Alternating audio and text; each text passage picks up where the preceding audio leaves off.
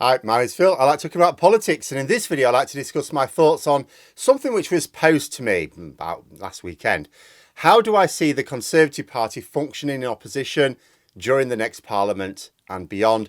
Will they moderate? Will they become more extreme? And why do I think so? But first, if you'd like to be notified of daily news and politics, please subscribe to the channel. So when trying to project the likely course of the Conservative Party, it's worth bearing in mind both political reality, because try as they might, even the Tories are affected by political gravity, but also the pressures coming to bear on the party. So, for example, the Conservative Democratic Organisation, set up as a sort of Boris Johnson personality cult, would never have been set up if they'd have kept him as leader, supported by some of Johnson's most notable allies in Parliament, is engaged in a campaign designed to influence the choice of candidates selected for the party. Political groups do this thing sort of all the time, of course, not unusual, it's hardly revolutionary, but their aim will be to increase the number of Conservative MPs who are aligned with their political views, which are fairly far to the right. If they see the Conservatives as being out of power for a decade or so, as was the case last time, they might see their strategic aims as being to get lots of their candidates installed over the next 3 general elections. They don't have to try and rush. But I can also see them as being almost sleeper agents of a sort, because I think the Conservatives are going to have to contend with political reality. The likes of the Conservative Democratic Organisation, that sort of political thinking, I don't think is going to return them to power unless Labour mess up badly.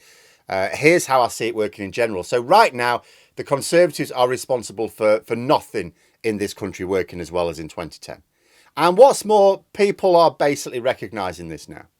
The public have had 13 years of the Tories claiming that they're clearing up the mess from Labour, but that the good times are just around the corner. There have been various vehicles to these good times. Austerity, austerity now in return for higher living standards later. No, the austerity just continued. Oh, we'll leave the EU, that'll sort it. No, things are way worse now. Okay, well, what if we build 40 new hospitals? All right, then do that. Oh, we haven't done that now. Oh, what if we build 50 new hospitals? Didn't you just say you'd build 40 and then not build them? At no point during these 13 years have the Tories said, we've sorted out the problems. Now it's time for you to enjoy that higher standard of living that we promised. At no point has that ever happened, and nor will it. I remember lots of times Labour came in saying, we need to clear up this Tory mess. They had 13 years in power. Fairly quickly, they were pointing out how life was now better. And they did it regularly through that 13 years. You now have this. The Conservatives have never been able to do that. What did they give us? It was sovereignty. Sovereignty with a cherry on top. Okay, how come we don't get more power then? How come we've got less power? But it's always more excuses for why things are still getting worse. Basically, right now, the last thing voters want is a Conservative government. So Labour will form a government and start to improve things. If they have any sense, they will point out the improvements at every opportunity and ask people, is this better now? To which people will have to be able to say yes. And they will continue to improve things. For the Conservatives to regain power, they really ideally need a couple of things. First, to clear out the people associated with the failures of this current government. Second, persuade the public that whatever good they think Labour are doing, the new Tories will be better. That Labour are holding the country back by investing in the country or something. They need to basically persuade voters. It's like, yeah, they're better than the last Tory government because they were a bit rubbish. We should never have let those people in charge. But now we've got sensible people to lead the country and we'll be loads better. What is not going to work for them is banging on about the sort of things the far right think moderate swing voters care about. The Conservative Party will have to moderate its ideology in order to focus on the pragmatic policies that will attract the voters they need to win an election. So I can certainly see the strategic aims of the likes of the Conservative Democratic Organisation to build into the parliamentary party a large faction aligned with their views, but to otherwise go along with whatever is needed to win the election. If we're talking about a situation in 10 years' time where the Conservatives are still in opposition, then just as Labour have done now, if they've lost another election, the party will get serious about winning. They will focus on that. They will drop all the nonsense. Once in power, the CDO's sleeper agents can then work to influence certain policies in the same way the UKIP entryists did 10 years ago. Of course, just because that's their likely plan doesn't mean it will work, but I don't see the Conservatives cracking down on it. I don't see moderate Conservatives seeing the danger and, cracking down on members and candidates who are linked with political groups which are toxic to their electability. So the existing UKIP entryists will remain, and I'm not sure I see any replacement for Sunak doing much, if anything, to combat the efforts of the CDO candidates. And the Conservatives are particularly vulnerable to this form of campaigning as well, because they've got way fewer members than Labour, so much easier to get an impact from persuading more of the far right just to join the party. But there may also be less active involvement in local party groups as well, because really, it doesn't matter about the party membership. It's mostly the most active members who are really deciding the candidates.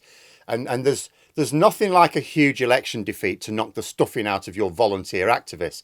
It's already noted that the Conservatives are really struggling to get volunteers just because they're on for a hiding. Well, what happens when they've had that hiding? And the more current activists that get disenchanted with it all and give it a few years rest, the easier it is for the CDO to exert their influence on candidate selection by getting their people into those party meetings.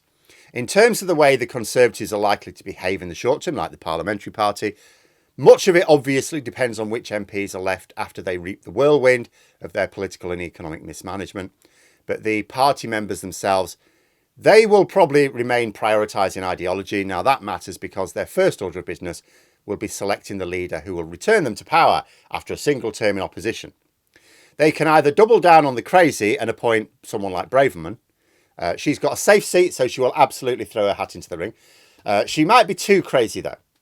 They may go for the Michael Gove-backed Kemi Badenoch. She seems to be carving herself out as a reputation for being pragmatic crazy. Penny Mordaunt probably is the real pragmatic crazy candidate, but she's not at all certain to even retain her seat. Steve Barclay may have ambitions. The fact that he's almost completely absent from the political news might actually work in his favour, because he'll have been a cabinet minister during the major shit show years without being seen by the public to be particularly responsible in any major way. But his seat's in trouble as well. But I don't see any genuine moderate anywhere in the running right now, besides given the party membership. If you give them a choice of two leaders, and until they are sick of losing elections, they'll probably pick the least suitable. If they pick a very unsuitable candidate, we can probably expect Tory infighting to continue, because although the remaining Conservative MPs will go, right, we're in opposition now, we need to work together, they will absolutely want to unite to get back into power. None of them will find being in opposition all that useful or lucrative.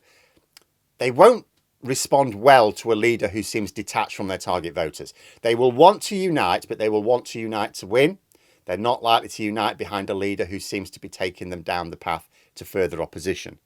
There will have to be a realisation amongst many MPs, at least, that they ignored voters. If they replace the latest in a long line of leaders who ignored voters with another doing the same thing, but from opposition, there is likely to be significant internal party friction. I would not rule out a change of leadership even partway through the next Parliament if they cannot see a major swing in the polls in their favour, let's say, within the first couple of years. I think they will expect significant progress within the first couple of years. But political gravity will absolutely force them to moderate their offer at least, even if not their views. Should Labour continue to win elections, with each Tory loss at a general election, more MPs and more party members will agree that the moderate policies will be needed to win voters over. Of course, whether they decide to honour those policy promises when they eventually win power back is a completely different matter. But there we are. Those are my thoughts. Let me know yours in the comments below. Hope you found the video interesting. If you did, please click the like button. And if you'd like to support the channel further, the join button for memberships. And until next time, I'll see you later.